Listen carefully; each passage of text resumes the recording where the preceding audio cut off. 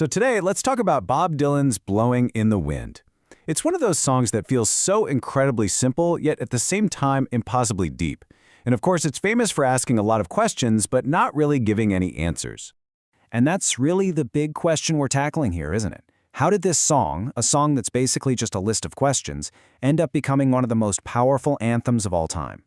We're going to dig into how its real power comes not from giving us the answers, but from holding them back. You have to understand, the whole song is built on questions. It doesn't really tell a story, it doesn't point fingers directly. Instead, it gets its power from asking these huge, almost unanswerable things. It kicks off with this line, everybody knows it. How many roads must a man walk down?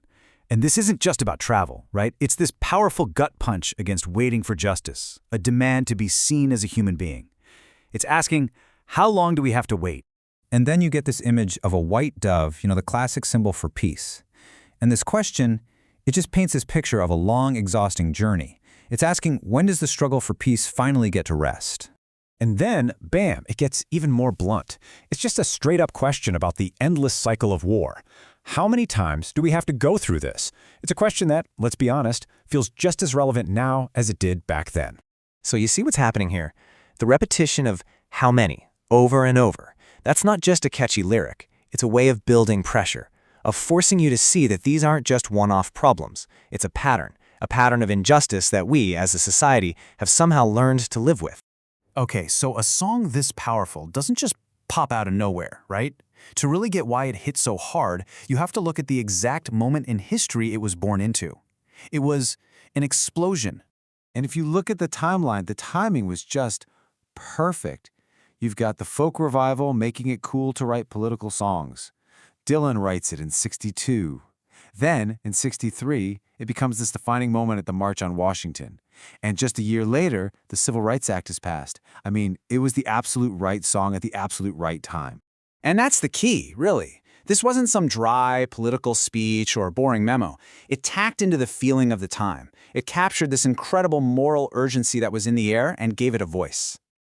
So the question is, how did it actually work? What was the mechanism? Let's kind of pull it apart and see what makes it tick. Because its simplicity is absolutely not an accident. It's a choice, and it's a brilliant one.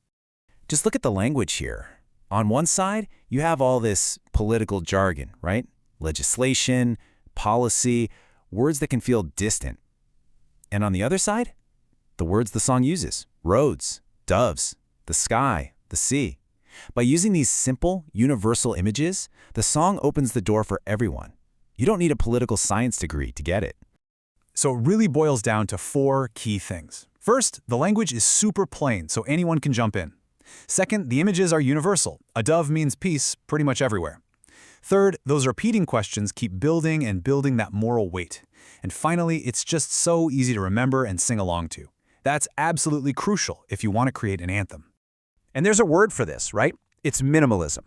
This isn't just about being simple. It's about getting the biggest possible effect from the fewest possible words. It's powerful because of what it doesn't say. Which, of course, brings us to the most famous and maybe the most confusing part of the entire song, that legendary refrain. The answer, my friend, is blowin' in the wind. It sounds like he's about to give you the answer, but then he just throws it to the wind. It's a total paradox, so what on earth does that mean? Well, to get it, we need to talk about this really cool idea called productive ambiguity. This isn't just being vague for the sake of it.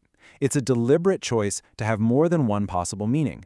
And what it does is it forces you, the listener, to do the work. You have to get involved to make sense of it. So let's play this out. If blowing in the wind means the answer is obvious, it's all around us, well then the problem isn't the answer, it's us. It's our willful blindness. But what if it means the answer is elusive, hard to grab a hold of? Well then the problem is our inability to actually do something.